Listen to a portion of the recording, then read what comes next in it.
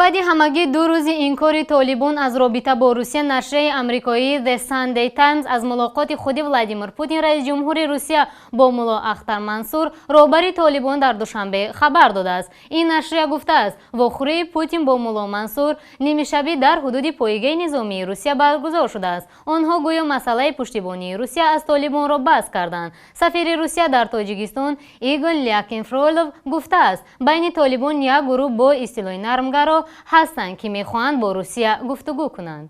бо миёнравии чанд давлат баъзе гуфтугӯҳо баргузор шуданд, аммо то ин замон натиҷаи мушаххасе ба даст надодааст. Сафири Русия кадом давлатҳо будани миёнравҳоро нагуфтааст ва дар мавзӯи вохӯрии Путину мулло Мансур ҳам сукут варзидааст. Александр Мантепский, сафири Русия дар Афғонистон ҳам ки ба вазорати корҳои хориҷии Афғонистон барои шарҳи ин мавзӯъ даъват шудааст, иртиботи Русия бо толибонро тасдиқ кардааст. ӯ гуфтааст, ин кор ба хотири поён додан ба хушунат дар Афғонистон сурат гирифтааст.